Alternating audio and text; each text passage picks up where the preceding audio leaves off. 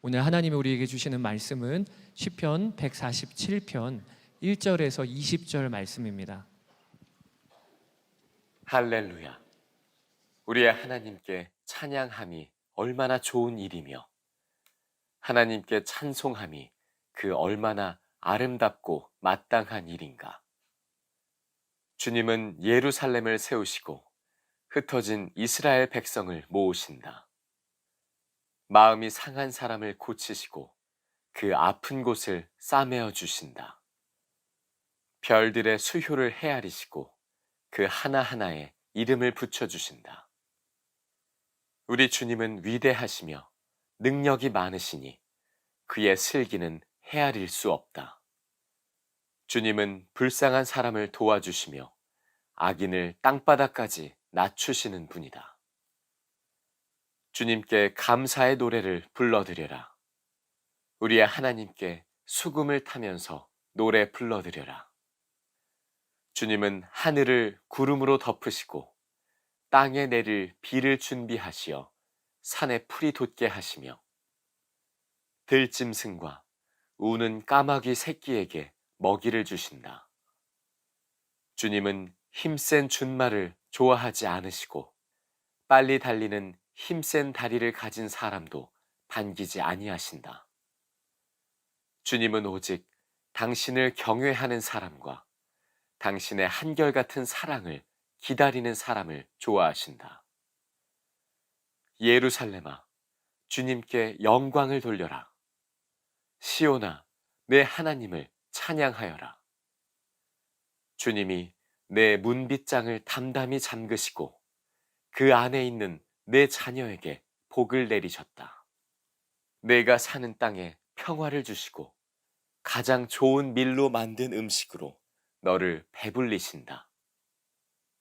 주님이 이 땅에 명령만 내리시면 그 말씀이 순식간에 퍼져나간다. 양털 같은 눈을 내리시며 재를 뿌리듯 서리도 내리시며 빵 부스러기 같이 우박을 쏟으시는데 누가 감히 그 추위 앞에 버티어 설 수 있겠느냐. 그러나 주님은 말씀을 보내셔서 그것들을 녹이시고 바람을 불게 하시니 얼음이 녹아서 물이 되어 흐른다. 주님은 말씀을 야곱에게 전하시고 주님의 규례와 법도를 이스라엘에게 알려주신다. 어느 다른 민족에게도 그와 같이 하신 일이 없으시니 그들은 아무도 그 법도를 알지 못한다. 할렐루야. 영국의 유명한 기독교 작가 중에 C.S. 루이스라고 있습니다. 잘 아실 텐데요. 그분이 처음 신앙에 이렇게 끌리기 시작했을 때 한 가지 걸림돌이 있었습니다. 그런데 이 문제는요, 신앙을 가지고도 꽤 오랫동안 이분을 참 어렵게 했다 그래요. 그것은 뭐냐면요, 하나님을 이렇게 높여드려야 한다는 우리 신앙인들이 이렇게 귀따갑게 얘기한다 이렇게 말을 했습니다. 누구나 자신의 덕이나 지성을 이렇게 칭찬받기 원하는 사람은요, 참 우리가 싫어합니다. 더군다나 누구에게 인정받고 싶어서 끊임없이 이렇게 요구하는 사람하고 함께 있는 것처럼 힘든 일은 없습니다. C.S. 루이스가 성경에 이런 구절 때문에 힘들어했습니다. 시편 50편 23절입니다. 감사로 제사를 드리는 자가 나를 영화롭게 하나니. 또 시편 119편 64절입니다. 내가 하루에 7번씩 주를 찬양하나이다. 이런 구절들이 C.S. 루이스 이해가 안 됐던 거죠. 왜 하나님을 끊임없이 우리가 왜 친송해야 되는지 C.S. 루이스 몰랐다고 했습니다. 왜 하나님이 찬양받을 만한 자격이 있느냐, 그것을 몰랐던 거죠. 그래서 저는 오늘 147편 말씀을 통해서요, 왜 하나님이 찬양받기에 마땅하신지, 왜 우리가 하나님을 찬양하는 것이 아름다운지 오늘 함께 나누고자 합니다. 어떤 그림이나 음악을 이렇게 보면서요, 이게 정말 감탄할 작품이다 이렇게 말하는 뜻이 무엇일까요? 아마 감탄받을 자격이 있다 이런 뜻입니다. 그런 감탄은요, 어떤 작품에 대한 되게 올바른 반응입니다. 그런 감탄이 이렇게 낭비가 아니라 그 작품에 대한 아주 올바른 반응인 거죠. 제가 지저스라는 뮤지컬을 본 적이 있는데요, 엄청난 거대한 스케일과 또 멋진 노래, 그리고 아름다운 그 구성들이 너무나 좋았습니다. 이 극이 끝나고 나서요, 모든 사람이 일어나서 막 기립박수를 쳤어요. 그 작품은 충분히 감탄받을 자격이 있었습니다. 음악이나 예술 작품뿐만 아니라요, 자연도 그런 일이 많이 있죠. 예수동행 세미나 때문에 호주에 다녀오게 됐습니다. 그곳에 울릉공이라는 곳에서 이렇게 세미나를 열었는데요, 그곳에 갔는데 얼마나 아름다운지 그저 그냥 하염없이 그것을 바라보았습니다. 그리고 한참 뒤에서야 이렇게 막 사진을 찍고 그곳의 아름다운 장면들을 이렇게 보았습니다.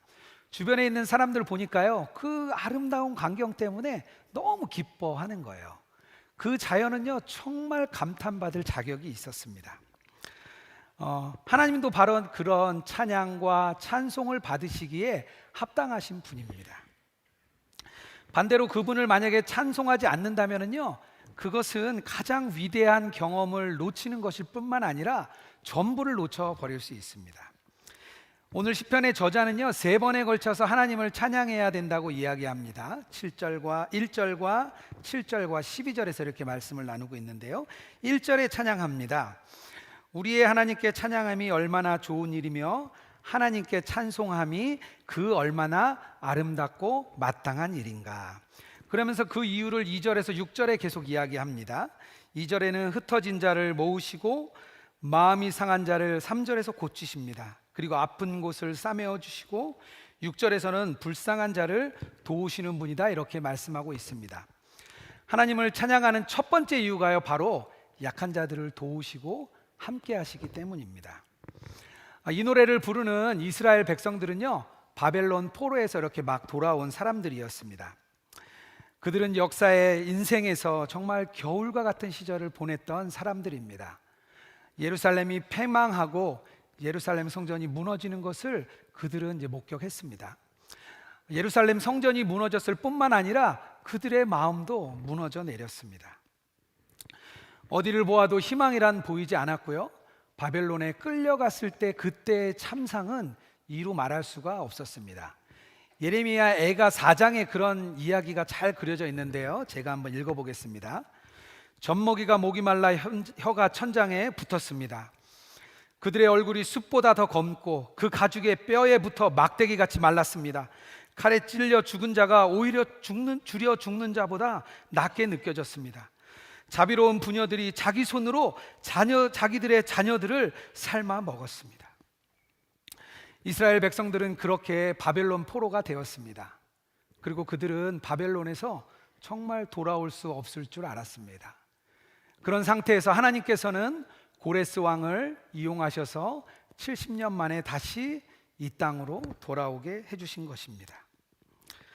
유다 백성의 이것은요, 전적인 하나님의 도움이셨기 때문에 그들이 하나님을 찬양하지 않을 수 없는 것입니다. 시편 기자가 이런 마음으로 5절에 찬양을 하고 있습니다. 우리 주님은 위대하시며 능력이 많으시니 그 슬기를 헤아릴 수 없다, 이렇게 말씀을 하는 것입니다.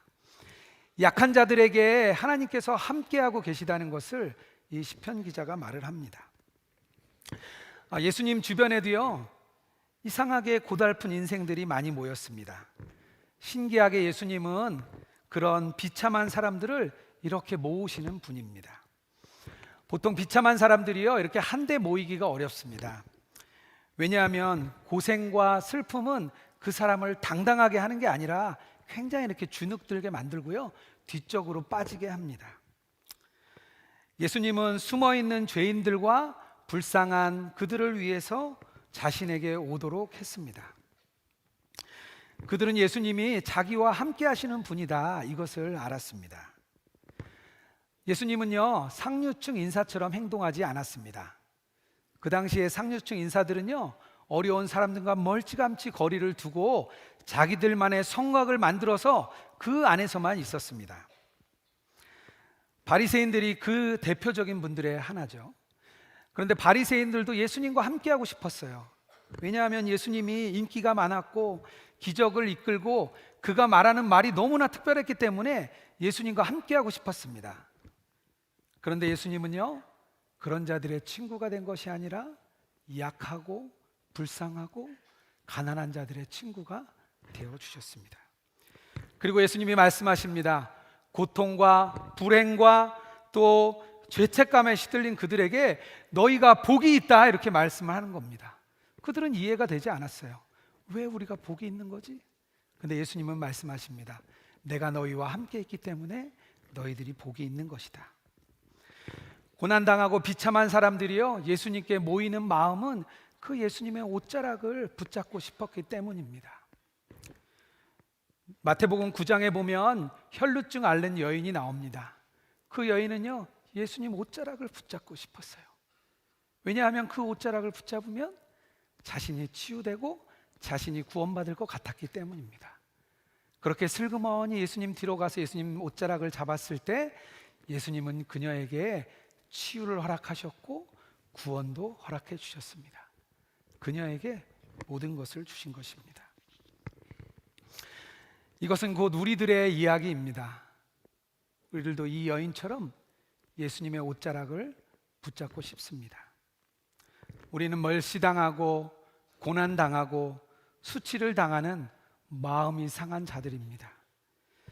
비참한 인생의 실망에서 오늘은 어떻게 살아야 될까 고민하는 저희들에게 예수님은 내가 너희와 함께한다 이렇게 말씀하시고 있습니다.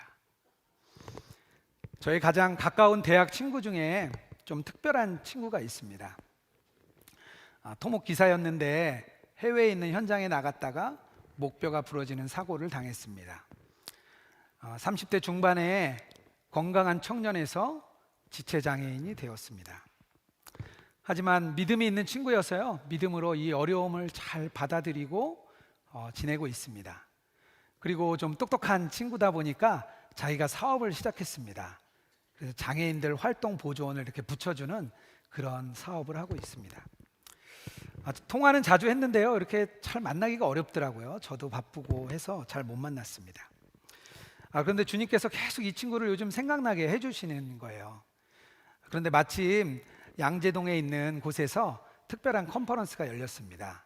근데 그 친구 사무실과 너무 가까워서 제가 저녁에 그 친구를 방문했습니다. 전화로 이렇게 통화할 때는요 잘 지내고 있다고 얘기를 했는데 막상 만나보니까 이 친구가 굉장히 깊은 영적 침체에 빠져 있었습니다.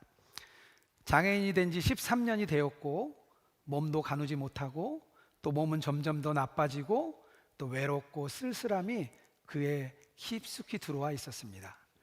그리고 영적인 침체 속에서 이 고난을 도대체 어떻게 이해해야 될지 모른다고 이 친구가 저에게 얘기해 주었습니다. 제가 여러 말로 위로를 해 주었는데요 사실 그 말이 그렇게 위로가 되었던 것 같지는 않습니다. 그런데 제가 5년 만에 이 친구를 찾아가서 만나준 것이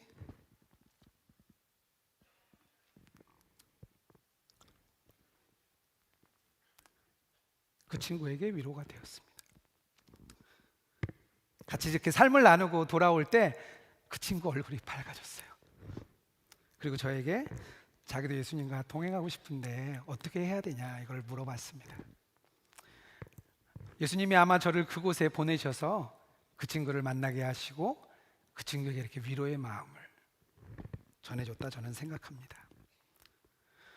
지난달에 우리 교회의 경비팀과 미아팀으로 섬겼던 우리 윤 집사님의 장례가 있었습니다.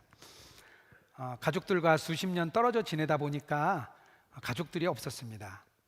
그래서 그 장례식장에 아무도 지켜줄 사람이 없어서 우리 교회의 사무국 직원들과 간사님들이 그 자리를 섬겨주었습니다. 그리고 발인을 할 때는요 우리 교회 안의 모든 직원들이 그곳에 참여했습니다. 목사님들, 전도사님들, 간사님들이 그곳에 함께해서 예배하고 천국 환송 예배를 올려드렸습니다. 어떤 분의 장례식보다 아름다운 장례식이 되었습니다. 우리가 함께 이렇게 고통을 나누는 일은요 하나님께서 우리를 통하여서 약한 자를 도우시고 위로하는 주님의 말씀입니다. 시편 기자가 말합니다.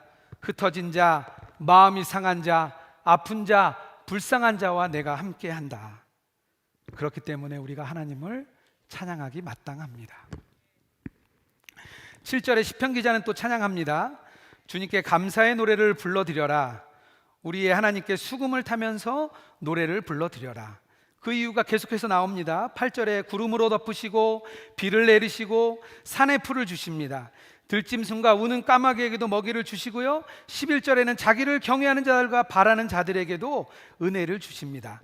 하나님을 찬양하는 두 번째 이유는요, 모든 사람과 세상 만물을 지키시기 때문입니다. 하나님께서는요, 빛도 주시고 비도 주시고 먹을 것과 마실 것을 누구에게나 공평하게 허락을 하십니다. 그리고 우리 마음 가운데 양심을 심어 주셔서요, 그 양심을 통해서 이 세상이 도덕적으로 어느 정도 지켜줄 수 있게 만드시고 계십니다.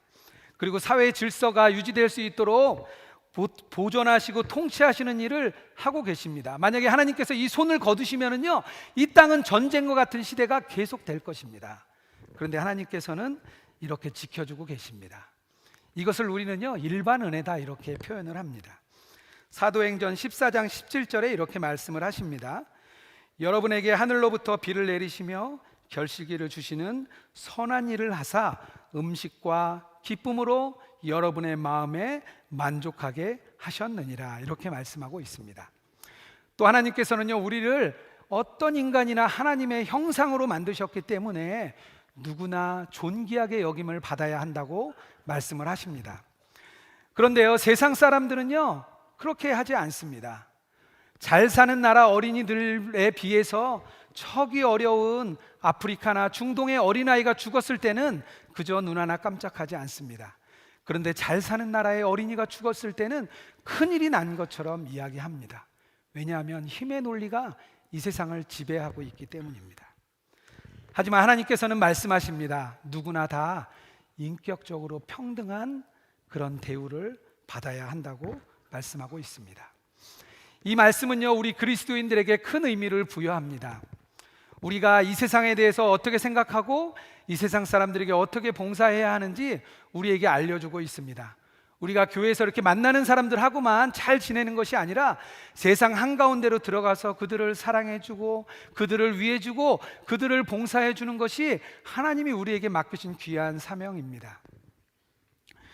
어느 집사님 가정에서 이렇게 택배를 받게 됐습니다. 근데 그 집사님 가정이 이렇게 좀 언덕 위에 이렇게 사셨어요. 그런데 이 택배 하시는 분이 전화가 와서 이게 짐이 무거운데 언덕이 너무 높으니까 좀 밑으로 내려와 달라는 거예요. 그래서 그 아내 되시는 집사님이 전화를 받고 이렇게 나이가 좀 지긋하신 것 같아서 그 밑으로 이렇게 내려갔습니다. 그런데 한참을 지나도 이 집사님이 안 올라오시는 거예요. 그래서 이렇게 남편 집사님이 전화를 했습니다. 그랬더니 이 택배 기사님이 30분이 더 늦으신다는 거예요. 그래서 이렇게 30분을 그 밑에서 또 기다렸습니다. 너무 짜증도 나고 화가 났는데 뒤늦게 그 택배 기사님이 오셨어요. 그런데 알고 보니까 이게 슬로우 택배였습니다. 아시죠? 이렇게 빨리 오는 택배가 아니에요. 그런데 이 택배를 가지고 오신 분이 조금 연세가 지긋하신 분이었습니다. 그래서 이 집사님이 그분을 보고 이렇게 안타까운 마음, 측은한 마음이 들어서 주머니를 보니까 3만 원이 있었대요. 그래서 이렇게 3만 원을 드리고 어르신이 이렇게 가정에 가셔서 이렇게 저녁 반찬 사드시면 좋겠습니다, 이렇게 말씀을 드려서 그분이 이렇게 돌아가셨습니다.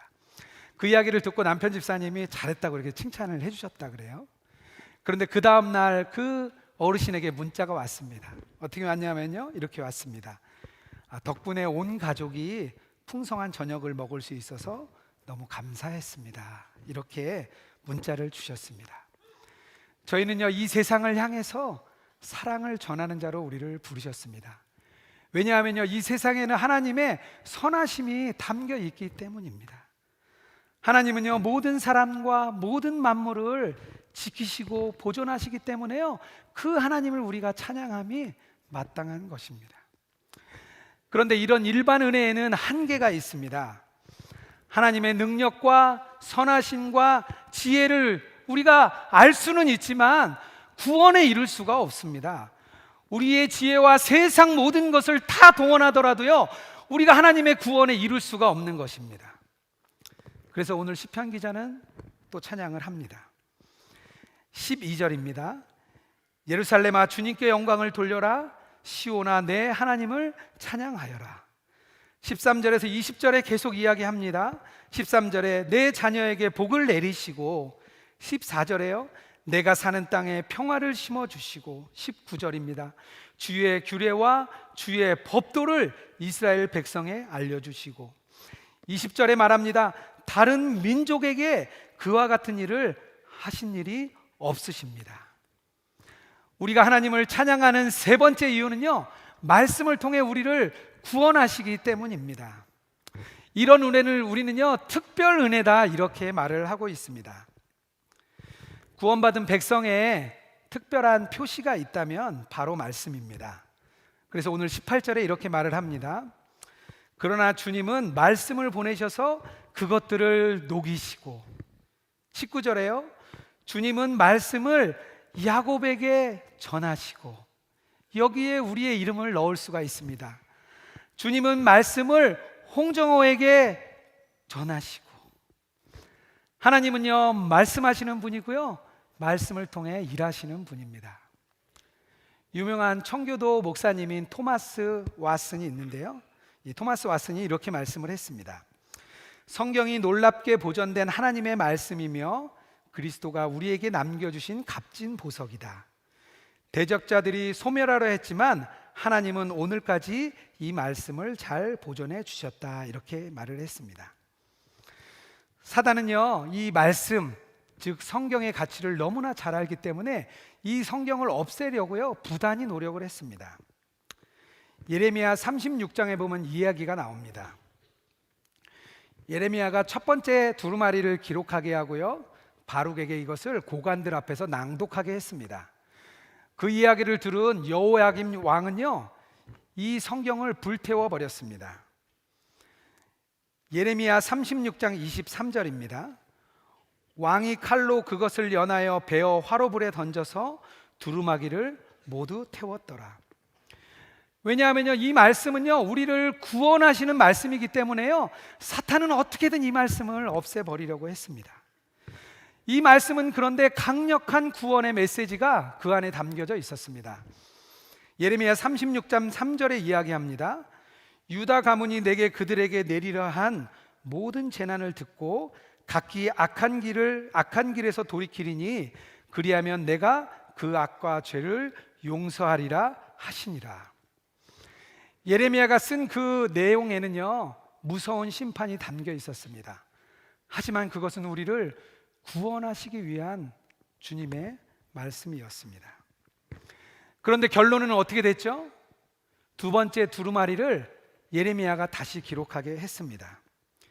그리고 이번에는요 첫 번째 말씀에 없었던 여호야김 왕이 그것을 불태우려고 했던 그 내용까지 그 말씀 안에 담겨졌습니다. 오히려 대적이 하나님의 말씀을 없애려고 했는데 오히려 하나님의 말씀은 더욱 강력해진 것입니다.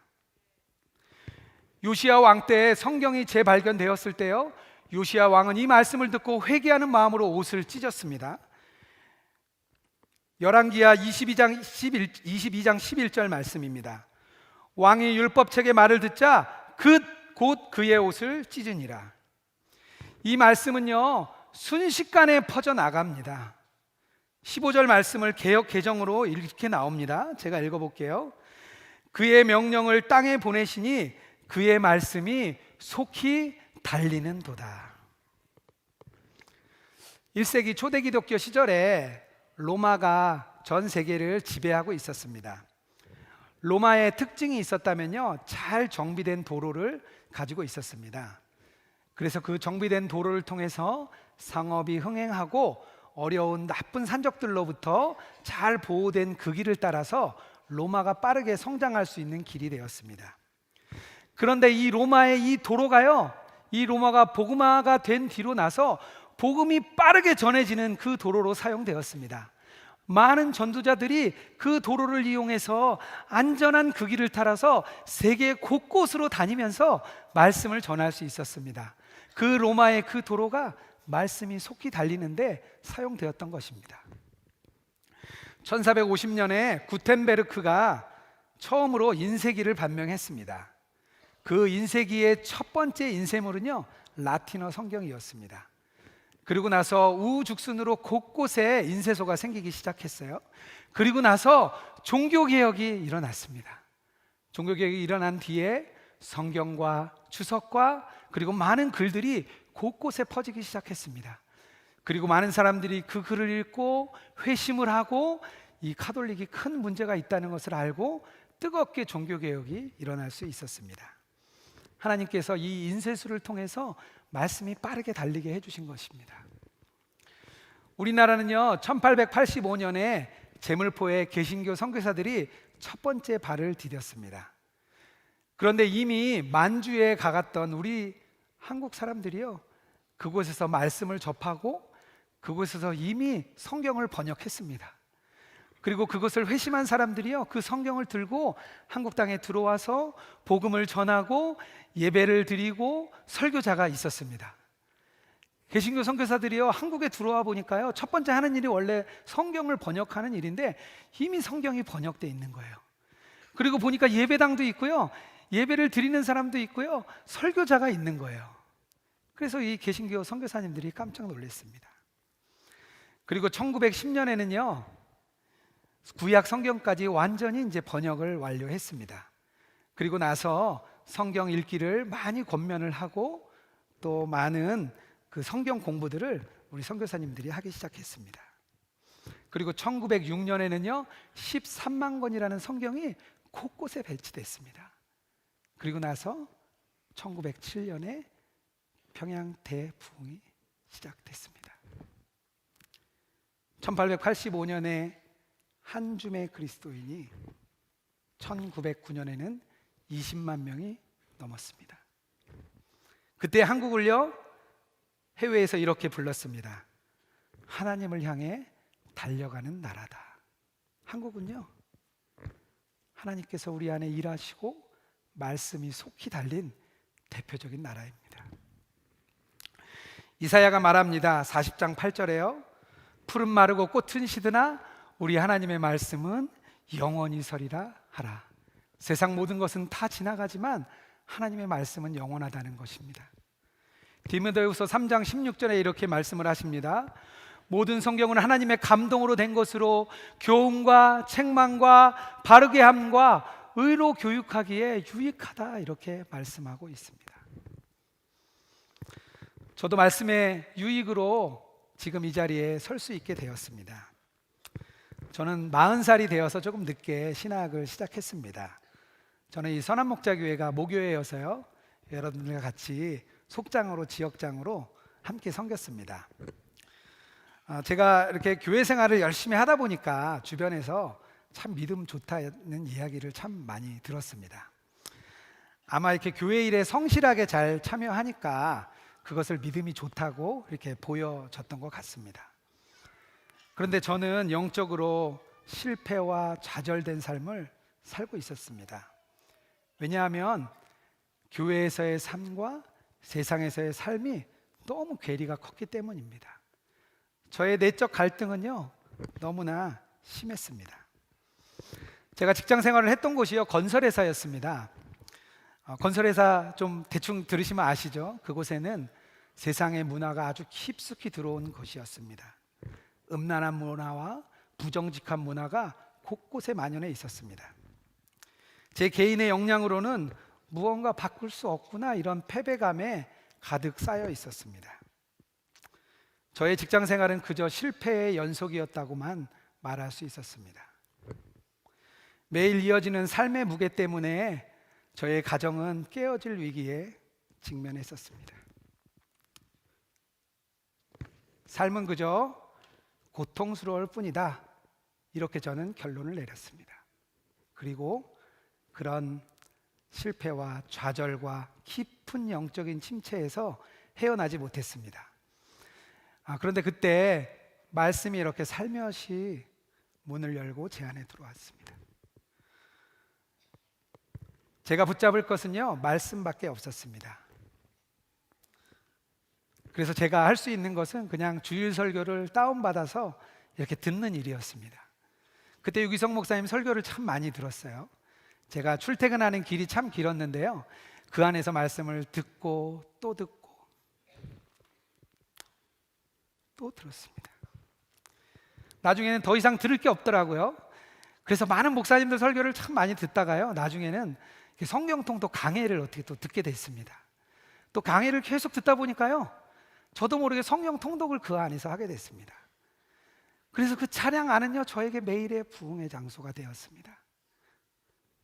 회사를 오가는 길이 즐거웠습니다.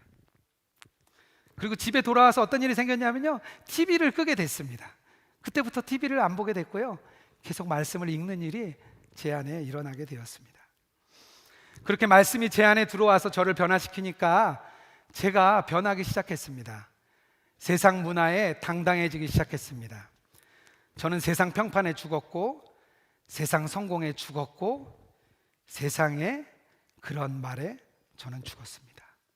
그렇게 고백이 제 안에 되고 나니까요, 두려운 것이 없었습니다. 그리고 제가 세상에서 할 수 있는 일들을 계속해 나갔습니다. 그렇게 주님이 저에게 말씀으로 다가오시고 제 소원이 하나 있다면, 이런 것들을 우리 성도들에게 나도 좀 알리고 싶다.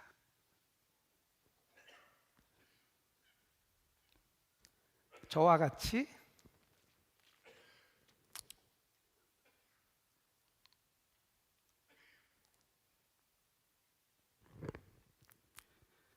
실패를 경험한 사람들에게 같이 나누고 싶었습니다. 감사하게 하나님은 저를 부르시고 지금 이 자리까지 오게 됐습니다. 말씀을 통해 제가 살아났기 때문에요, 저는 하나님을 찬양하지 않을 수 없습니다. 사랑하는 성도 여러분, 하나님을 찬양하고 계십니까? 우리의 눈이 가리워져서 우리는 보지 못할 뿐입니다. 하나님을 바라보는 눈이 열리면요, 우리는 하나님을 찬양하지 않을 수 없습니다. 세상은 그저 되는 대로 흘러가는 곳이 아닙니다. 하나님께서 지키시고 인도하시는 곳입니다.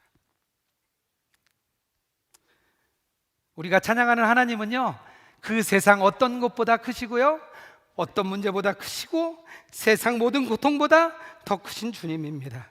세상의 어떤 영광보다도 더 크신 주님입니다. 하나님은 약한 자를 도우시고요, 세상 모든 만물을 사랑하시고 말씀을 통하여 구원에 이르게 하시는 놀라우신 하나님이십니다. 우리가 어찌 하나님을 찬양하지 않을 수 있겠습니까? 하나님을 찬양하는 저와 여러분 되기를 주님의 이름으로 축복합니다. 이 시간 우리가 함께 좀 기도했으면 좋겠습니다. 이렇게 기도하겠습니다. 우리에게 하나님을 바라보는 눈이 열리게 하여 주시옵소서. 오늘도 세상을 통치하시고 우리에게 오셔서 위로해 주시고 구원해 주신 하나님을 우리가 깨닫게 하여 주시옵소서.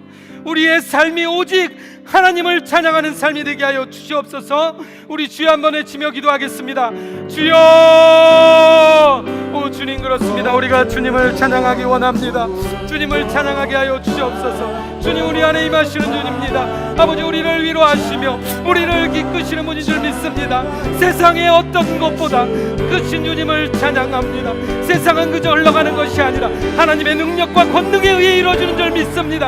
찬양하는 주님, 오직 우리를 붙잡아 주시옵소서. 세상의 모든 영광보다, 세상의 모든 것보다 이끄시는 주님을 찬양합니다. 인생의 어떤 문제보다 크신 하나님, 세상의 모든 고통보다 크신 하나님을 찬양합니다. 세상의 영광보다 크신 하나님을 찬양합니다. 오 주님, 우리를 구원하여 주옵소서.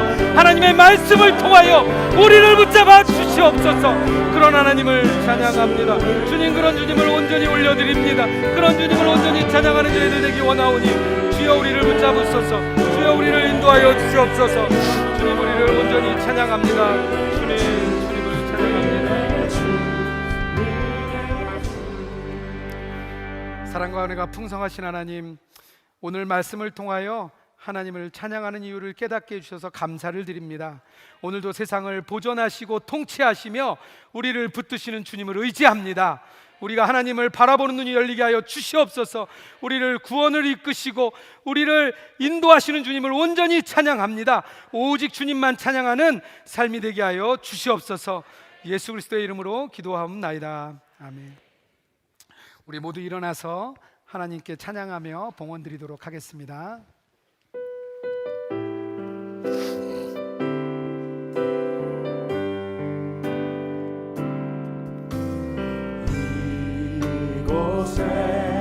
생명 샘솟아나 눈물 골짝 지나갈 때에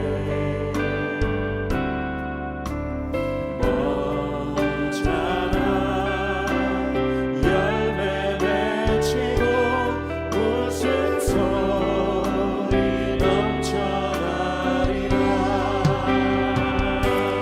꽃들어 푸른 봄 바람도 넓은 바다도 찬양하라 찬양하라 예수를 하늘을 울리며 노래해 나의 영혼아 은혜의 주 은혜의 주 은혜의 주.